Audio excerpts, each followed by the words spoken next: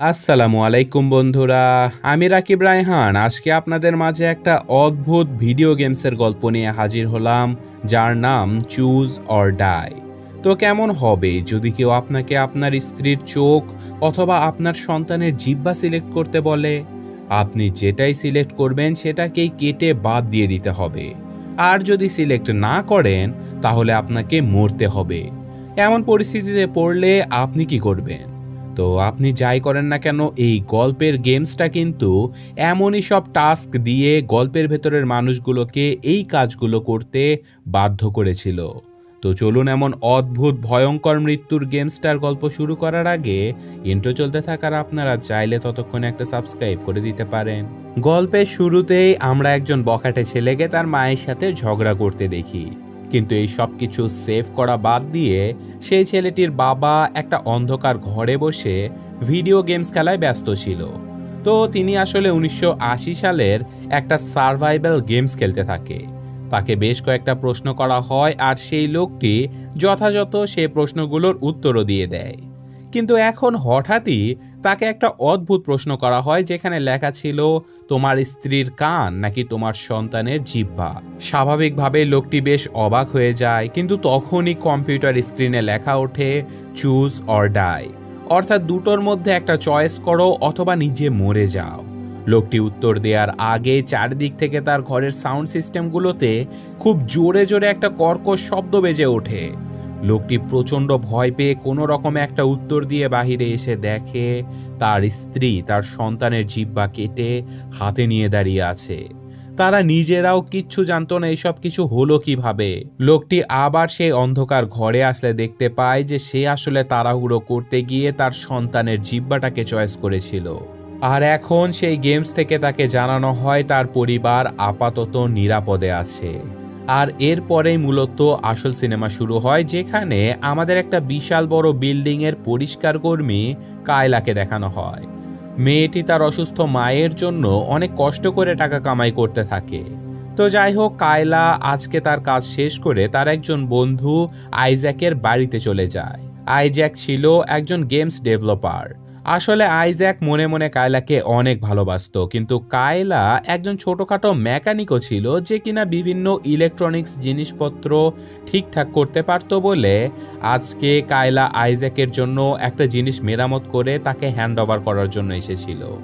কায়লা সেই জিনিসটার বিনিময়ে কিছু টাকা নিয়ে সেখান থেকে আসার সময় সে আইজ্যাকের বাড়িতে একটা অতি পুরনো ভিডিও গেমসের ডিভাইস খুঁজে পায়, যে গেমটার নাম ছিল চুজ অর ডাই। তো এই গেমসটার উপরে লেখা ছিল গেম জিততে পারলে $1,25,000 প্রাইজ মানি হিসেবে দেয়া হবে। এটা দেখে কায়লা সেই গেমের প্রতি কিছুটা আগ্রহী হয়ে সেখানে দেয়া ফোন নাম্বারে ফোন করলে সে জানতে পারে এই গেমস এখনো চালু আছে, অর্থাৎ এই গেমস কেউ জিততে পারলে এখনো সে এই অর্থ পেতে পারে। তো যাই হোক, কায়লা রাতের বেলা আইজ্যাকের সাথে এই গেমসটা খেলার জন্য তাকে একটা কফি শপে আসতে বলে সেখান থেকে তার বাড়িতে চলে যায়। বাড়িতে গিয়ে কায়লা তার মায়ের সেবা যত্ন করে, যিনি কিনা প্রচণ্ড মাদকাসক্ত হবার কারণে অসুস্থ হয়ে গিয়েছিলেন।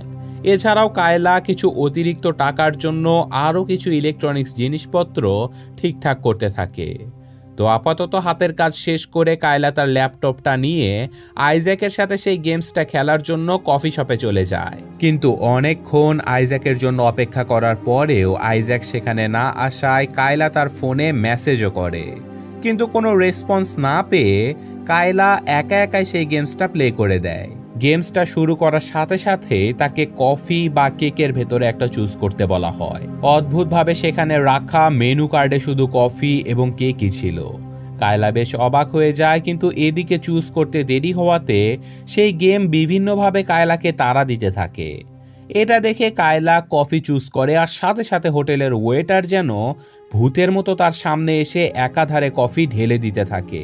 কায়লা অনেক বেশি অবাক হয়ে যায়, কারণ গেমসের কথা কিভাবে ওয়েটারটা জানতে পারলো। আর এখন আবার সেই গেমস থেকে তাকে বলা হয় আমাদেরকে এখন একটা ব্রেক নেওয়া দরকার। তাকে ইয়েস অথবা নো চুজ করতে বলা হয়।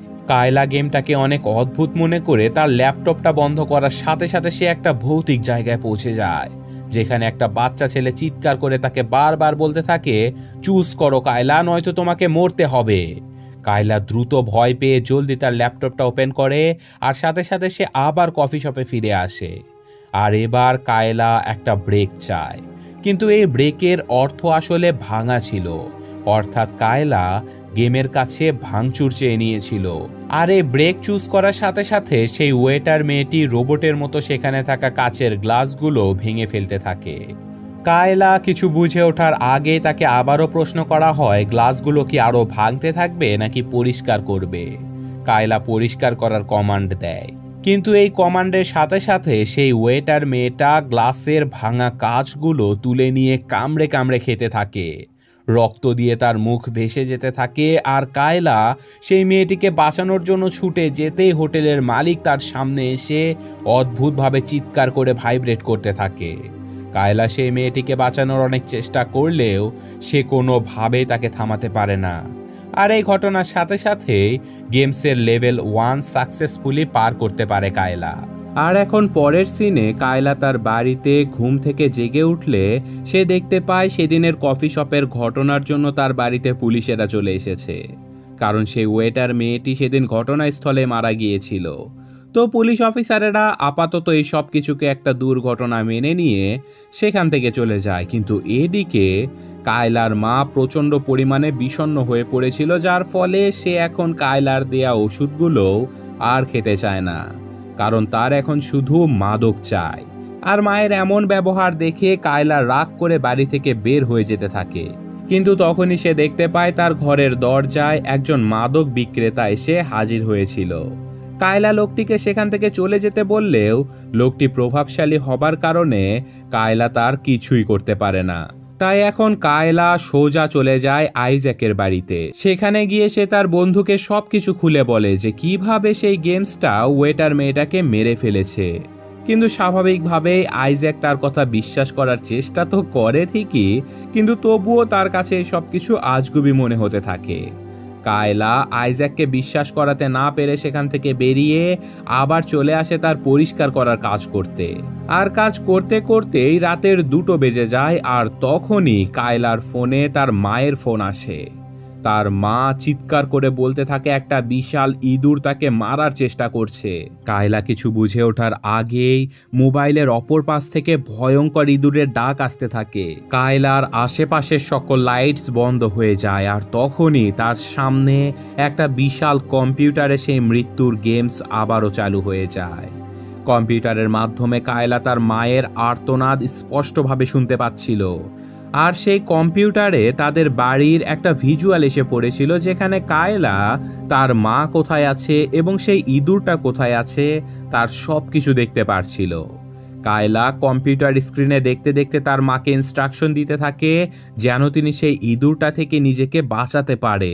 আর এভাবেই বলতে বলতে কায়লা তার মাকে ঘরের জানালা দিয়ে লাফ দিতে বলে। আর জীবন বাঁচানোর জন্য তার মা জানালা দিয়ে লাফ দিলে আজকের মতো লেভেল 2 শেষ হয়ে যায়। কিন্তু কায়লার মা ততক্ষণে নিচে পড়ে গিয়ে তার পা ভেঙে ফেলেছিল। কায়লা প্রচণ্ড রেগে গিয়ে সেই কম্পিউটারটাকে ভেঙে চুরমার করে দিতে থাকে। কিন্তু তখনই সেখানে কায়লার বস এসে কায়লার এমন আচরণ দেখে তাকে চাকরি থেকে বের করে দেবার হুমকি দেয়। এদিকে এখন কায়লা হাসপাতালে তার আহত মায়ের পাশে বসেছিল। আর এরপর সেখান থেকে কায়লা চলে আসে তাদের বাড়িতে। আর এতক্ষণে তাদের এই সম্পূর্ণ ঘরটা রীতিমতো ধ্বংসস্তূপে পরিণত হয়ে গিয়েছিল। কায়লা ধীরে ধীরে সেই ইঁদুরটাকে খোঁজার জন্য চলে যায়, কিন্তু তার সামনে কোনো কিছুই ছিল না। আর তখনই কায়লার সামনে চলে আসে সেই মাদক ব্যবসায়ী লোকটি। এই লোকটি টাকার বিনিময়ে হলেও কায়লাকে কাছে পেতে চায়, কিন্তু কায়লা তাকে ঘর থেকে তাড়িয়ে দিয়ে রাতের বেলায় চলে আসে আইজ্যাকের বাড়িতে। কায়লা আইজ্যাককে সবকিছু খুলে বলে, কিন্তু এবার আইজ্যাক কায়লাকে কিছুটা বিশ্বাস করে, কারণ এই গেমসের ব্যাপারে ইন্টারনেটে কোনো প্রকারের তথ্যই ছিল না। তাহলে এই গেমসটা কিভাবে এক্সিস্ট করে?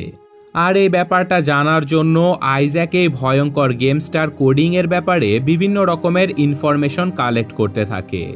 কিন্তু এই গেমসটাকে বাকি সব সাধারণ গেমসের মতো করেই কোডিং করা হয়েছিল।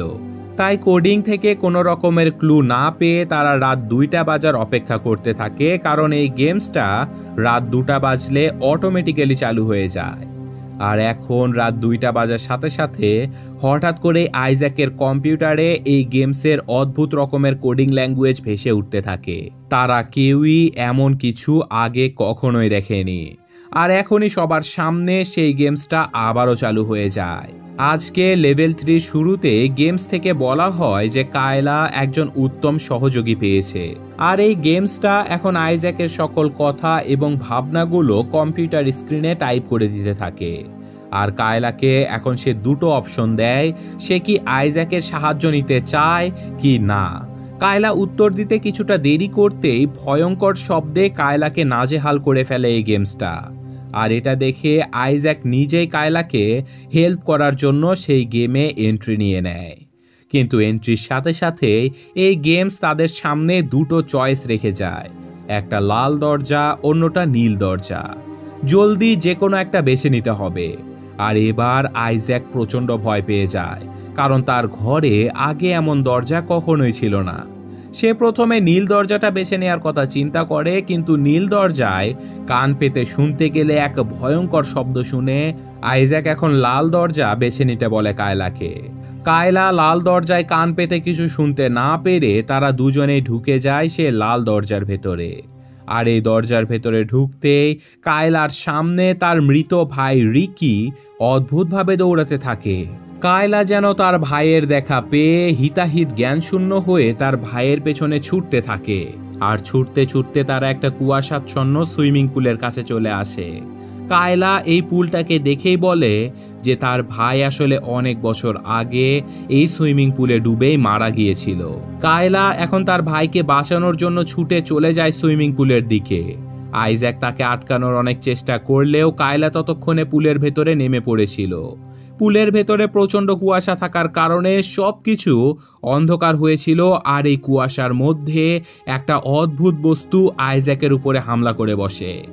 আইজ্যাক চিৎকার করে সাহায্য চাইতে থাকে কায়লার কাছে, কিন্তু কায়লা যতক্ষণে তার কাছে পৌঁছেছিল ততক্ষণে সেখানে আইজ্যাক এবং তার ছোট ভাই রিকি দুজনেই মরে পড়েছিল। আর এখন এই গেমসটা তাকে দুটো চয়েস দেয়, সে কি আইজ্যাককে বাঁচাতে চায় নাকি রিকিকে। এই মুহূর্তে এসে কায়লা যেন কিছুটা জ্ঞান ফিরে পায়, সে এখন আইজ্যাককে বাঁচানোর চেষ্টা করে।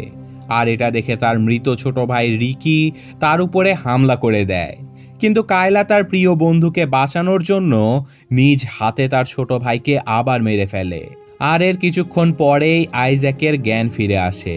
এদিকে কম্পিউটার থেকে জানানো হয় লেভেল 3 সাকসেসফুলি পার করতে পেরেছে কায়লা। আর এখন তারা দুজন বাড়িতে এসে এই গেমসের ব্যাপারে আরও কিছু ইনফরমেশন কালেক্ট করতে থাকে। এখানে আমরা জানতে পারি ছোটবেলায় আসলে কায়লার ছোট ভাই সাঁতার না জানা সত্ত্বেও সুইমিং পুলে নেমেছিল। কায়লা একটু অন্যমনস্ক হওয়ার কারণে তার ভাই পুলের মধ্যে ডুবে মারা গিয়েছিল।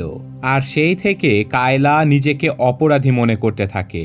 তো যাই হোক, এখন তারা সেই গেমসে দেয়া মোবাইল নাম্বারটাকে ট্র্যাক করলে উত্তর দিকের একটা বাড়ির ঠিকানা পেয়ে যায়। আর যেহেতু আবার রাতের বেলা গেমস শুরু হতো, তাই তারা সোজা চলে যেতে থাকে সেই ঠিকানা অনুযায়ী। কিন্তু এদিকে তাদের এই যাত্রার সম্পূর্ণ অংশ গেমসের ভেতরে চিট মোড হিসেবে ডিটেক্ট হয়ে যায়। আর এখন তারা দুজনেই সেই ঠিকানায় পৌঁছে গেলে দেখতে পায় সেটা আসলে একটা বিশাল পরিত্যক্ত বাড়ি। দুই বন্ধু কোনো রকমে বাড়ির ভেতরে ঢুকলে তারা সেই মোবাইলটা দেখতে পায় যেখানে তারা ফোন করেছিল। আসলে এই মোবাইলের পাশে একটা রেকর্ডার চালু করা ছিল।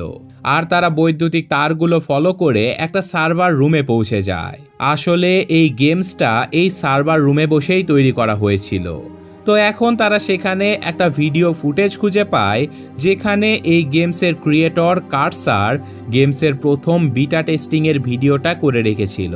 কার্সার এই ভিডিওতে বলে যে তারা আসলে অভিশপ্ত অনেকগুলো সিম্বলস খুঁজে পেয়েছে।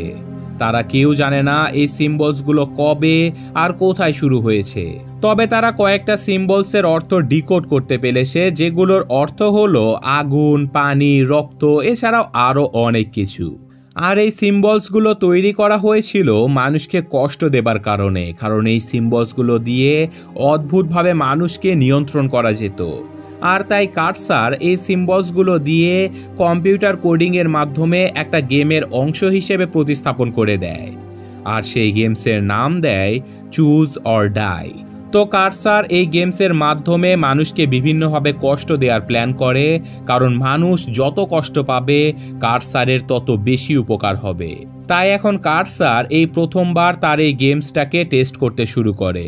সে তার একজন বন্ধুর উপরে এই গেমসটা টেস্ট করে, যেখানে সে তার বন্ধুকে খাওয়ার জন্য আস্ত কম্পিউটার এবং নিজের হাতের মধ্যে যে কোনো একটা চুজ করতে বলে। টাকার বিনিময়ে সাধারণ একটা গেমস মনে করে তার বন্ধু নিজের হাত সিলেক্ট করে, আর এটা দেখে কার্সার নিজেই নিজের হাত কেটে ফেলে। আর অন্যদিকে তার বন্ধু নিজের অনিচ্ছা সত্ত্বেও নিজের হাত কামড়ে কামড়ে খেতে থাকে। কিন্তু এখন আমরা দেখতে পাই কার্সারের বন্ধু নিজেকে যত বেশি কামড়াচ্ছিল, কার্সারের ক্ষত তত দ্রুত সেরে উঠছিল। অর্থাৎ এই গেমসটা যারা খেলবে আর কষ্ট পাবে তাদের বিনিময়ে কার্সার কোনো না কোনোভাবে উপকৃত হবে। আর এই সব কিছু দেখতে দেখতে কার্সার বুঝে যায় যে আইজ্যাক এবং কায়লা এই গেমসে চিট করেছে, আর চিটিংয়ের সাজা হিসেবে লেভেল 4 এখানে শুরু হয়ে যায়। আর লেভেল 4 এর শুরুতেই আইজ্যাক গেমসের ভেতরে বন্ধ হয়ে যায়, আর কায়লাকে দুটো অপশন দেয়া হয়, ফাস্ট ফরওয়ার্ড আর রিওয়াইন্ড। এদিকে গেমসের ভেতরে ফ্ল্যাশ করতে থাকে আইজ্যাক, তার প্রচণ্ড কষ্ট হতে থাকে। আর এই কষ্টটাকে তাড়াতাড়ি শেষ করার জন্য কায়লা ফাস্ট ফরওয়ার্ড সিলেক্ট করে দেয়, কিন্তু এটা সিলেক্ট করার সাথে সাথে আইজ্যাকের মুখ দিয়ে খুব দ্রুত ক্যাসেটের ভেতরে থাকা চকচকে সেই ফিতেগুলো বেরিয়ে আসতে থাকে। একাধারে বের হতে হতে শেষমেশ মৃতপ্রায় আইজ্যাককে ফেলে লেভেল 4 শেষ হয়ে যায়। কায়লা দ্রুত আইজ্যাকের কাছে ছুটে গিয়ে প্রচণ্ড কান্না করতে থাকে, কিন্তু আইজ্যাক কিছু বলার আগেই প্রচণ্ড কষ্টে সেখানে মারা যায়। তো লেভেল 4 কমপ্লিট হয়ে যাওয়ার পরে এখন কায়লাকে লেভেল 5-এ বসের সাথে লড়াই করতে হবে। নিজের সব থেকে প্রিয় বন্ধুকে হারিয়ে কায়লা বাড়ির দিকে ফিরতে থাকে, কিন্তু পথিমধ্যে তার কাছে সেই মাদক ব্যবসায়ী লোকটি ফোন করে, যে কিনা এখন তার মায়ের কাছে উপস্থিত ছিল। লোকটি কায়লাকে দ্রুত বাড়িতে ফিরতে বলে, কিন্তু এদিকে গেমসের প্রভাবে কায়লা বাড়িতে না গিয়ে সামনের জঙ্গলের ভেতরে হাঁটতে হাঁটতে একটা বিশাল বাংলোতে চলে আসে। তো এই বাংলোটা ছিল সেই মানুষের যে কিনা এই সিনেমার শুরুতে গেমস খেলা অবস্থায় তার ছেলের জিহ্বা কেটে ফেলেছিল। সেই লোকটি কায়লাকে জানায় সে আসলে এই গেমসটা তার একটা আবর্জনার স্তূপের মধ্যে কুড়িয়ে পেয়েছিল, আর সে যখন এই গেমসটি খেলে দুটো লেভেল পার করেছিল তখন গেমস থেকে তাকে ক্ষমা করে দেওয়ার ওয়াদা করা হয়। তবে তার বিনিময়ে লোকটিকে অনেকগুলো গেমসের কপি বের করতে বলা হয়। লোকটি সেই গেমসের কথা মতো অনেকগুলো কপি বের করে ফেলেছিল, কিন্তু ততদিনে তার সন্তানের চোখ, জিহ্বা এবং স্ত্রীর কান কেটে ফেলতে হয়েছিল।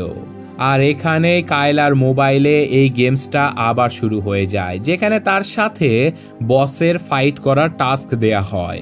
এখানে বস বলতে সেই লোকটি ছিল।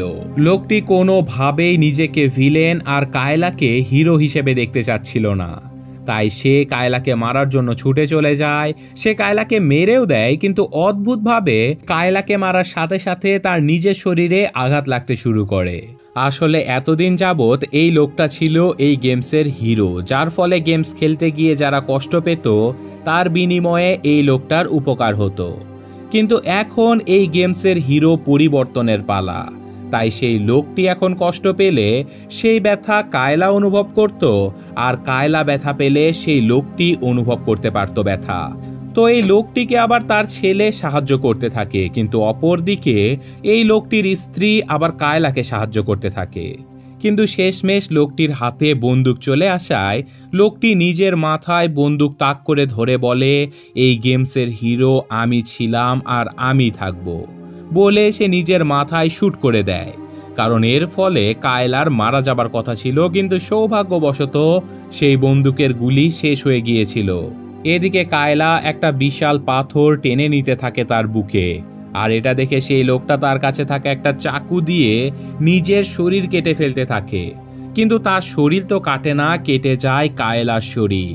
আর এক পর্যায়ে সেই লোকটা নিজের গলা কেটে নিজেকে মেরে ফেলতে চায়, কারণ এর ফলেই কায়লাকে মেরে ফেলা সম্ভব। কিন্তু তখনই প্রচণ্ড আহত কায়লা সেই পাথরটা নিয়ে সুইমিং পুলের ভেতরে নিজেকে ডুবিয়ে দেয়, আর পুলের ভেতরে পড়ার কারণে সেই লোকটার নাকে মুখে পানি ঢুকে শ্বাসরোধ হয়ে সেই লোকটা সেখানেই মারা যায়। আর এই লোকটা মারা যাবার সাথে সাথে কায়লাও ধীরে ধীরে সুস্থ হয়ে যেতে থাকে। আর এর ফলে গেমসের সবগুলো লেভেল কমপ্লিট হয়ে যায়। আর এই গেমসের অ্যাডমিন হয়ে যায় কায়লা নিজে। সে এখন এই গেমসটাকে নিজের মতো করে মডিফাই করে সবার প্রথমে খেলার জন্য পাঠিয়ে দেয় সেই মাদক ব্যবসায়ীর কাছে। আর খুব বাজেভাবে সেই লোকটিকে মেরে কায়লা তার নিজের প্রথম শিকার সম্পন্ন করে। আর সেই লোকটি মারা যাবার সাথে সাথে কায়লার নিজের শরীরের ঘা ক্ষত সবকিছুই ঠিকঠাক হয়ে যেতে থাকে। অর্থাৎ পরবর্তীতে কায়লা নিজেই এই গেমসটাকে খেলার জন্য বিভিন্ন মানুষকে সিলেক্ট করতে পারবে। আর তখনই কায়লার কাছে এই গেমসের একজন ডেভেলপারের কল চলে আসে। আর তিনি তাকে বলে, তাহলে তুমি এখন আর কাকে কষ্ট দিতে চাও? কায়লা বলে, যারা কষ্ট পাবার যোগ্য তাদের সবাইকে। আর এর সাথে সাথে আজকের এই গল্পটা শেষ হয়ে যায়। তো শেষমেশ কায়লার হাতে গেমসটা চলে আসাতে আমরা বুঝতে পারি হয়তো কায়লা এই গেমসের মাধ্যমে কোনো অপরাধী বা খারাপ মানুষদেরকে শাস্তি দিতে পারে। তো এটাই মূলত ছিল এই সিনেমার গল্প। আশা করি আপনাদের কাছে গল্পটা মোটামুটি ভালোই লাগছে। তবে এই গল্পের অরিজিন এই গেমসের অরিজিনটা আরও ভালোভাবে দেখাতে পারলে হয়তো একটা ইনার স্যাটিসফ্যাকশন আসতো, বেশ ভালো হবে। তো আজকের মতো আমি বিদায় নিচ্ছি। আল্লাহ হাফেজ।